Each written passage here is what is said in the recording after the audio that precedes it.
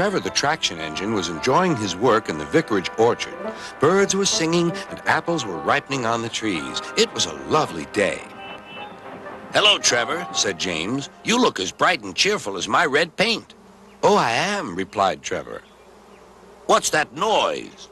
"It's the bees," laughed Trevor. "They're all in these boxy things called beehives. I'm taking them to the station. The vicar says his bees make good honey, and he's giving some of them to his friends." Just then, BoCo, the diesel engine, hummed in. "Take care, you two. Don't make the bees angry. They might sting you." James didn't like being told what to do by a diesel, and he buzzed away. "Goodbye, Trevor," called BoCo, and set off to see Duck at the next station.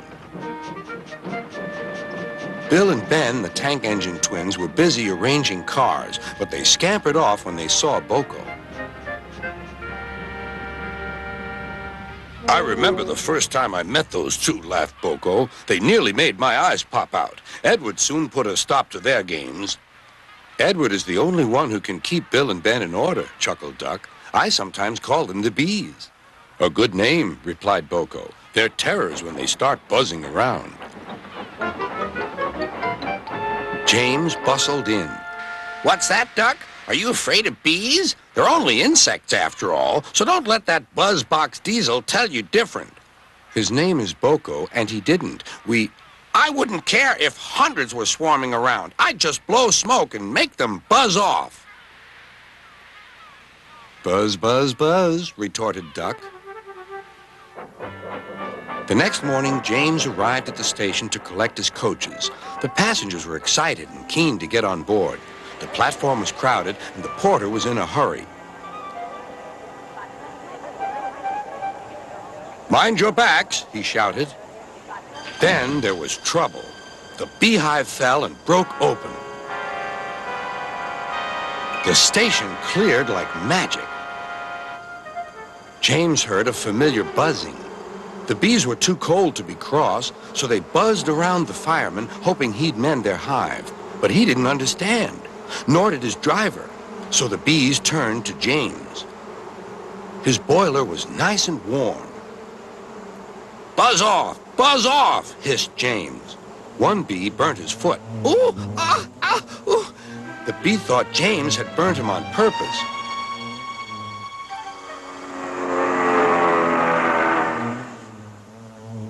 So it stung James right back on the nose.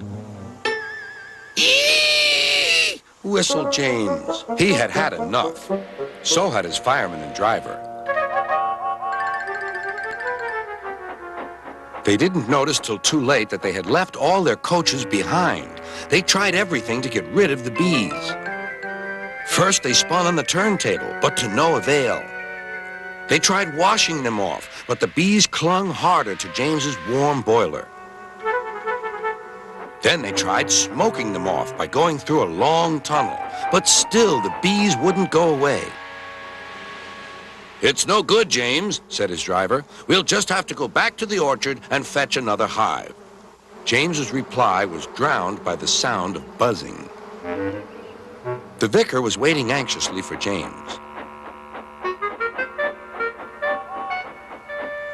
When he arrived, the bees swarmed straight into their new home. "Come on, James," said his driver. "What you need now is a good hose down." Later that evening, James was resting in the shed when the vicar came to see him.